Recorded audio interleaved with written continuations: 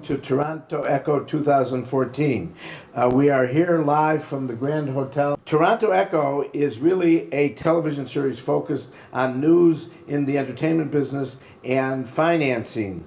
The series is broadcast by Rapid TV News.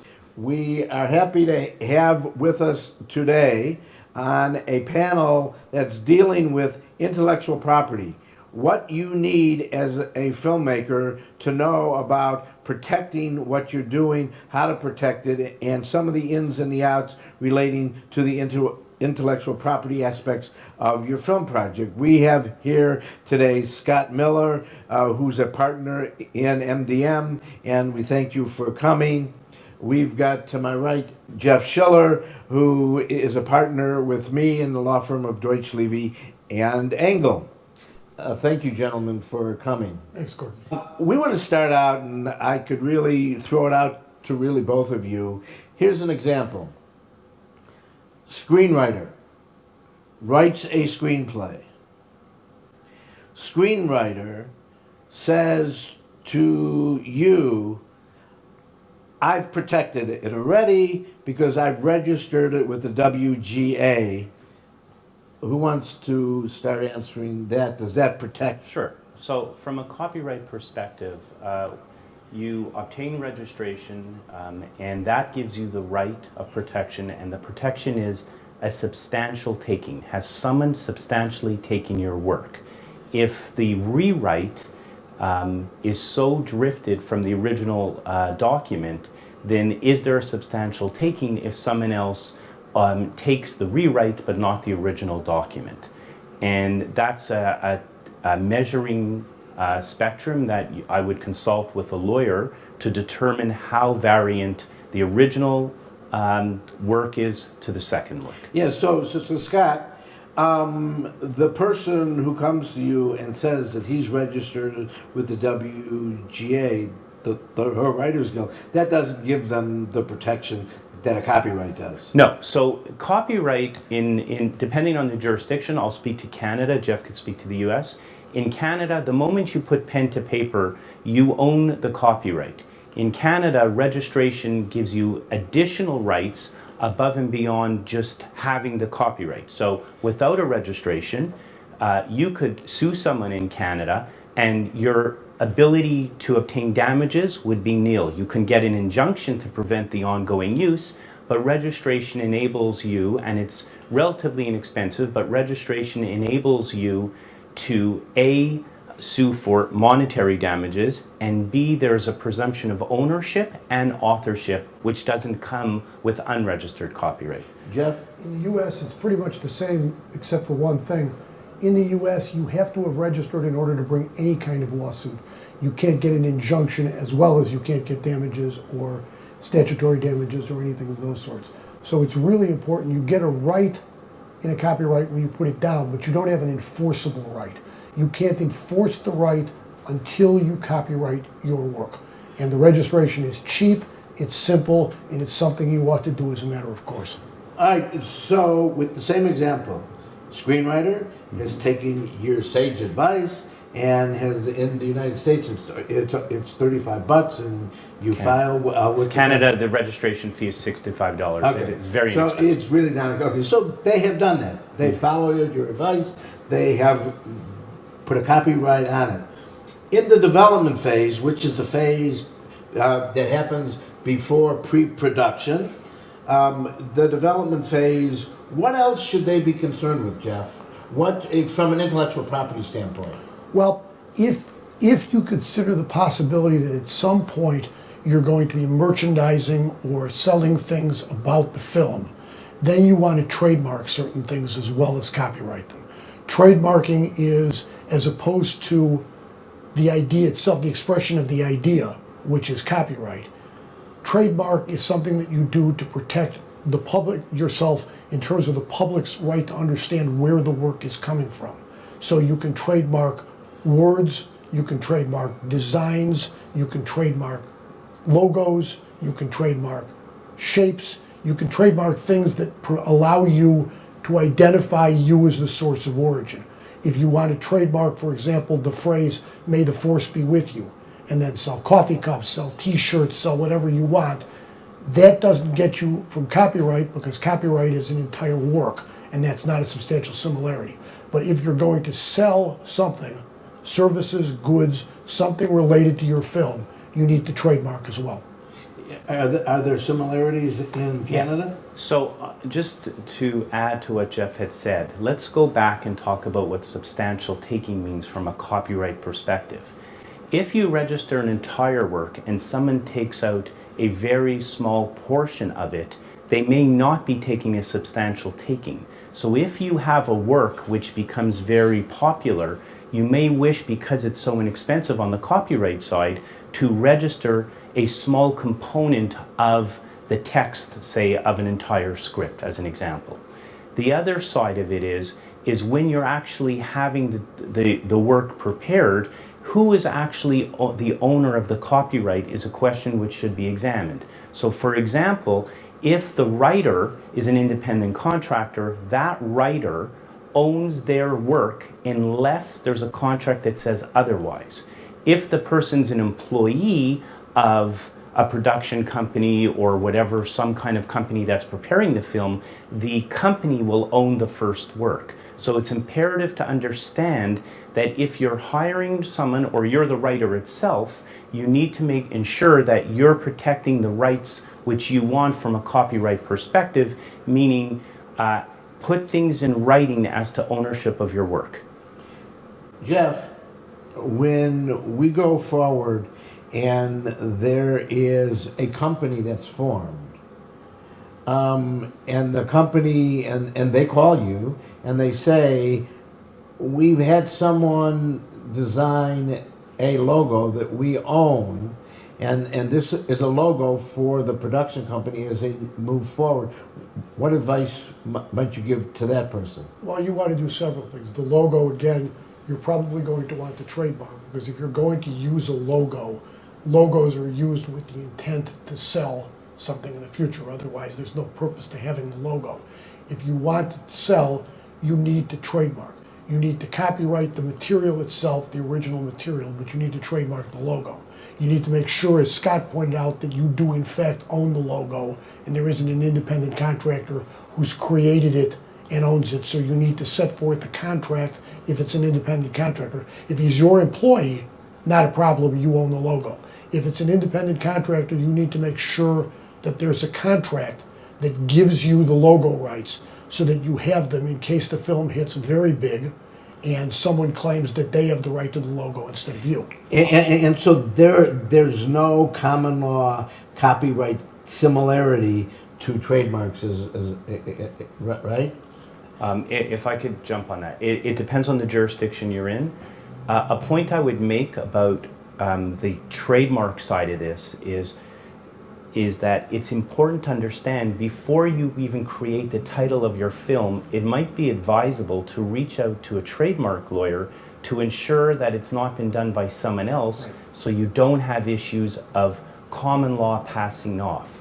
So trademarks can or cannot be registered. If they're not registered, you have what's called common law rights, which the moment that a trademark starts to be used, you start accumulating these rights. Now, if someone else used before you and you come out with this film and it turns out that there's this pre-existing title out there, you might run into some significant problems. So straight from the gate, it might be advisable to either do a search yourself online, a quick search, where you can reach out to the USPTO or the CIPO in Canada and just do a Google search, or just try to find it yourself. Or if you're prepared to spend some dollars, reach out to a trademark lawyer who can do a quick search for you. Yeah, the difference is that you can do all that you say to protect your title, but when you put the title to the movie, the MPAA that puts the ratings on your movie will send out the title to every production company in the universe. Right. And any similarities or any even similarity to a word in your title, there will be an objection filed. And your lawyer has to go to the examiner and try and differentiate your title from every other, like Pleasantville, title of the movie, Smallville, Uville, Ittsville. Anything similarity with Ville in it there'll be the objections. And that's exactly what happens in a trademark context when you go to the USPTO or the CIPO. If there's similarities, you're going to wind up with potential objections. You're going to wind up with office actions from the examiner who's going to want to know whether there are similarities. So you absolutely need to do a search in advance to be prepared for that type of situation. Yeah, it is the mind problem that I have with all this. You could be as artfully and legally protected, and you could have someone at the MPAA that just says to you, we're not going to rate your movie. Right. And then all the work that you've done and all the expense that you've done, they got to spend again because this organization, the MPAA in the United States, decides that they're not going to rate your movie because you have not satisfied the examiner there of the differences in your title. So in the development phase, as I understand it from the two of you, we're concerned with copyright and we're concerned with certain trademark issues. Much more copyright. Trademark only comes into play if your movie is going to create commercial issues beyond the sale of the movie. All right. So, but we didn't finish answering one of your questions, which was the distinction between common law and registered rights with respect to copyright versus trademark. Right. And in Canada, again, the moment pen is put to paper, both in the U.S. and Canada, you have an entitlement. The registration, all right, common law is before registration, and registration is a different right. In fact, in copyright, there is no common law right per se, all right? Copyright is a creature of statute, both in Canada and in the US, all right? And the creature of statute, the right that is given from the statute before registration in Canada is somewhat different than the US. In Canada, you can still sue someone for an injunction if the person knew or ought to have known of your copyright. As I understand Jeff's earlier comments, in the US, you must have a registration in order to seek an injunction and or damages. Registration is an element of the copyright claim. Right. Now you can register after you do your work. You can register before the infringement. There's something called timely registration, which is if you register within 3 months of the actual production or publication, or if you register prior to an infringement, you have what's called timely publication. That gives you certain presumptions. It gives you certain statutory damages. Right. The other thing I want to add on with Scott is there's one other difference too that feeds into this, which is copyright has something called the Berne Convention. And where the Berne Convention is concerned, if you've written a screenplay in Canada, that is presumed to have been developed everywhere. At least everywhere that is a Berne Convention signee, which are the large. So what is the Berne Convention? The Berne Convention basically says that if you are the signees who are the large industrial nations, there is a right, it is recognized that what you've created in Canada, in the US, it's as if it's been created in any of these countries. You still have to register it, but it's as if you've created it. By contrast, in a trademark sense, if I trademark "May the Force be with you" in the United States and sell coffee mugs, but I never sell anything overseas, I don't sell on the internet, I don't make any other sales, I don't have a right in France, in China, unless it has become so associated with my product that it would deceive the consuming public over there. So there's no similarity of a Berne Convention as it relates to trademarks? That's not completely true. There are conventions where if you file in one jurisdiction, for example, if you file a trademark in Canada and you get priority, so Right. you have up to 6 months to file in the US, and the filing date in the US will be deemed to be the same date as the date in Canada for up to that first 6 months. So you can prevent someone's intervening rights in the other jurisdiction. Right, but Okay, but just Canada. Sorry? I mean, there aren't other countries that have signed on, to the Berne. Well, Berne is a different type of convention. There are trademark conventions Right. where the Madrid. priorities are given. Madrid So, as well. okay. So, and to answer the question earlier, we were finishing with respect to trademark and common law and what that means versus registration. A common law trademark, again, the second you start using a logo, the second you start using a fanciful phrase that you want to trademark, you have rights the moment you start using, and that's called common law rights. But when you go to sue somebody, and I believe this is the same in the US, you have to sue for what's called passing off at common law. And in order to sue at passing off, you have to show reputation, which in some cases could be difficult because the reputation has to be in the geographical area in which you're suing.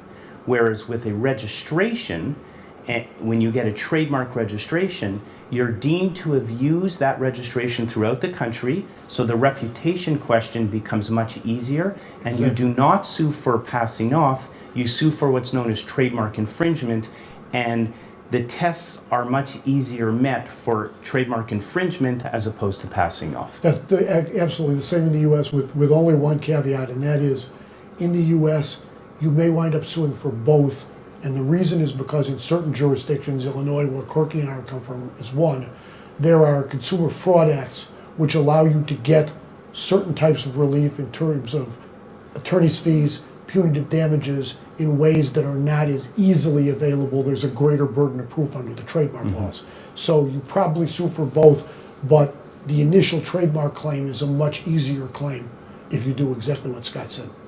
All right, so now we have a movie.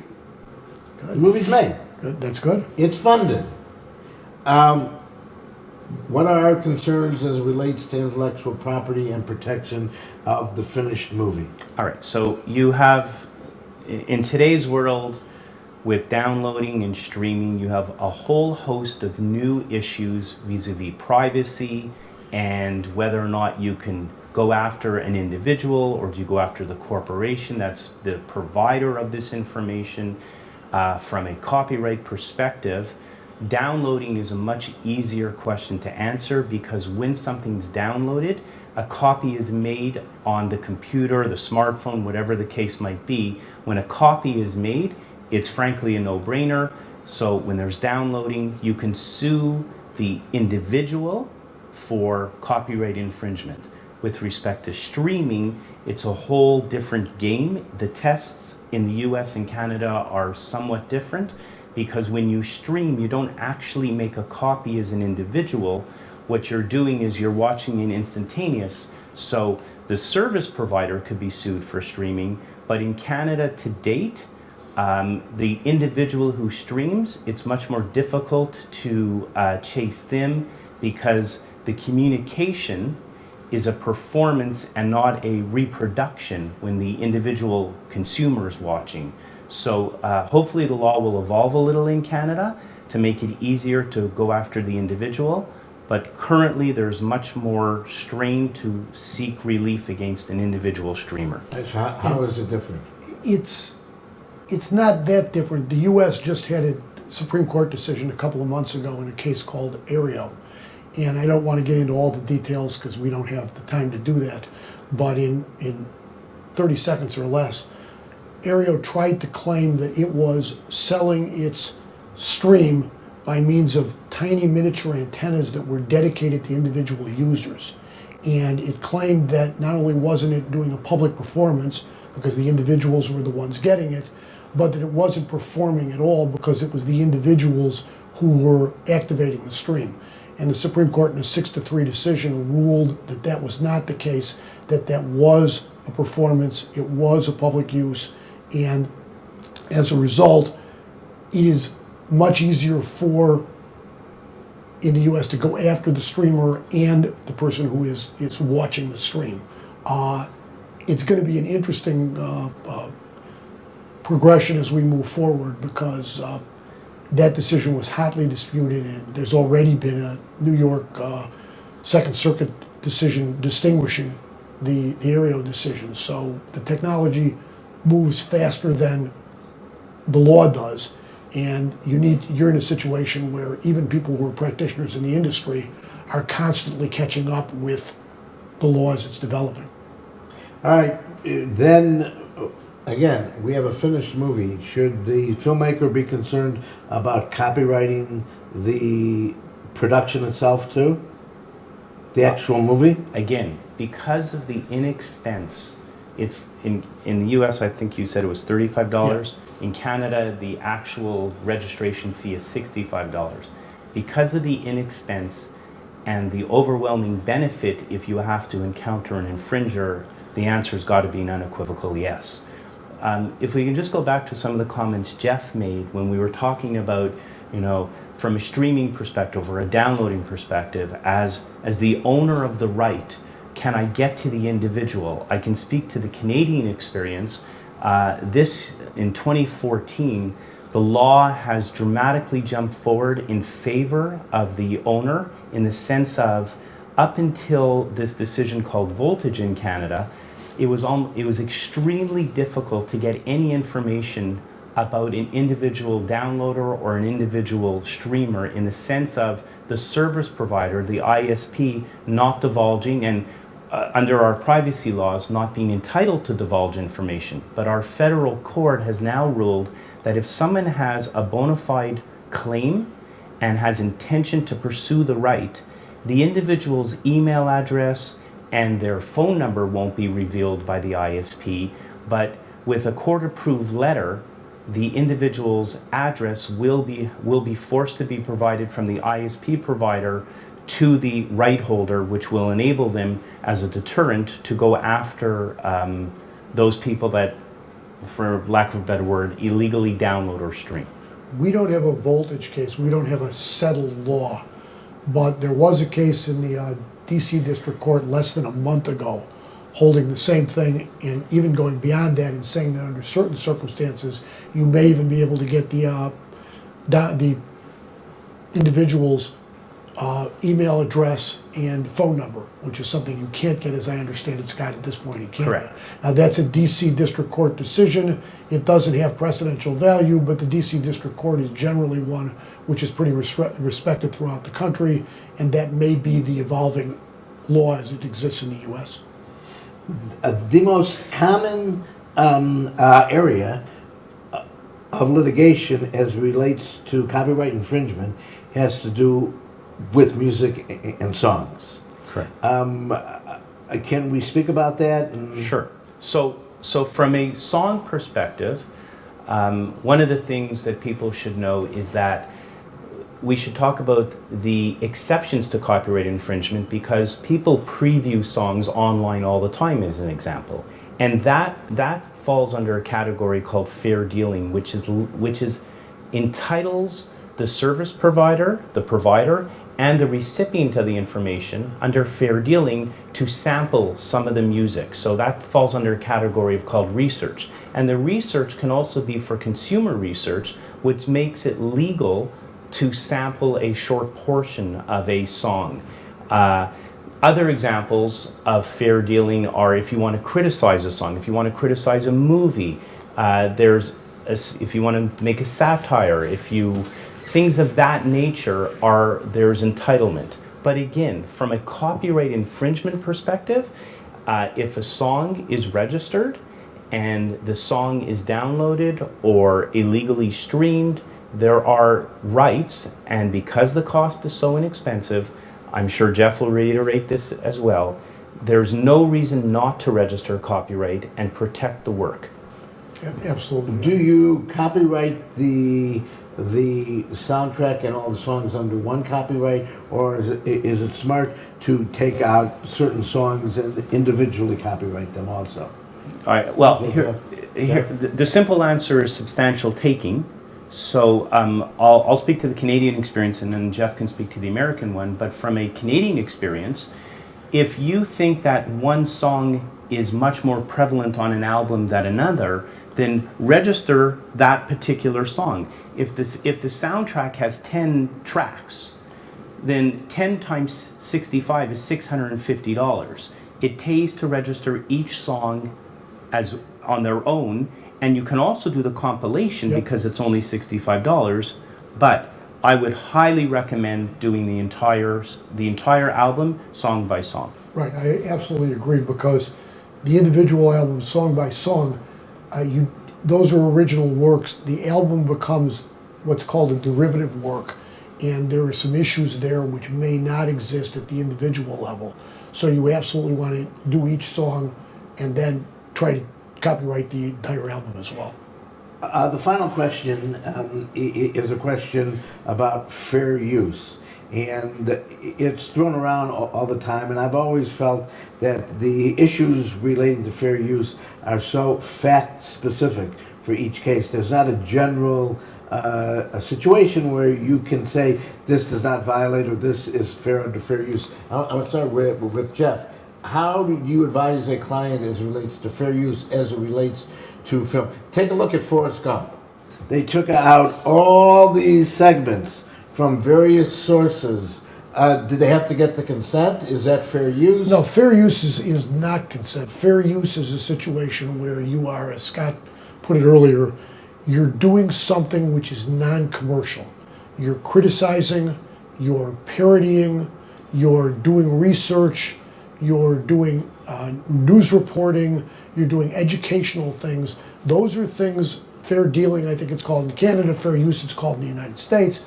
Those are things that you can do which do not infringe on someone's copyright, because you're not using them for commercial purposes, you're using them for other purposes. But take Forrest Gump as an example. He took from all these different sources and pulled from maybe 15 or 20 different places.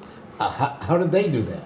Well, and what you're supposed to do when you're doing something like that is you're supposed to get licenses from various sources, because fair use is, as you put it, very fact intensive, and it's not the easiest thing in the world to assert and win. I've got one right now, which is a case in progress, where we're asserting fair use, and it's a heavy burden. And again, we've touched on this earlier. If you know or believe that someone's going to extract a small portion of your work because the work includes a phrase which is most popular or something of that nature, then copyright that phrase. The golden rule, and again, it's very fact specific, and we'd have to talk about this off screen, but if 5 words or more, and it's typically copyrightable. 5 words or less, it likely forms into a trademark. But in the circumstances where you have a phrase, Jeff kept on referring to Star Wars references earlier. If you have a phrase that is most popular, then trademark that phrase, and then from a trademark perspective, certainly the right provider would have the right to either grant a license or not grant a license, collect a royalty, not collect a royalty at their command. Meaning, if someone violated the right, they could be sued for infringement. Exactly. No, that's exactly right. Okay, so let's end by Scott. If you can tell everyone if they want to contact you, Sure. How they would contact you. Again, it's Scott Miller from MBM Intellectual Property Law. I can be reached by email or telephone. My email address is smiller, MILLER, @mbm.com. My telephone number is 613-801-1099. Jeff? And my name is Jeff Schiller. My email, which is confusingly similar to Scott's, is Schiller at D as in David, L as in Larry, E as in Edward, C as in Chicago.com. And my work number is 312-853-8417. Cell number is 847-323-8311. Okay, gentlemen. We have a question. Yes. Mike Fellow, who should contact a lawyer for illegal downloading, the distributor or the producer? Of what? Who should contact a lawyer for illegal downloading, the distributor or the producer of the movie? For illegal downloading? It could be either, Either one. frankly, in the sense of who has the rights to the film. So if the producer has the rights or has licensed the rights to the distributor, if the distributor has the rights, there typically would be a contract where someone is taking on the obligation to enforce the rights associated with the intellectual property. So in the case where it's the producer would likely reach out to the lawyer. In the case where the contract called for the distributor taking on those obligations, it would be the distributor. Okay, are there any other questions? Okay, Scott, thank you very much. Thank you. Jeff, thank you very much. Corky, a pleasure. And we look forward to hearing as new developments happen from time to time. Thank you. Excellent. Thank you. Okay.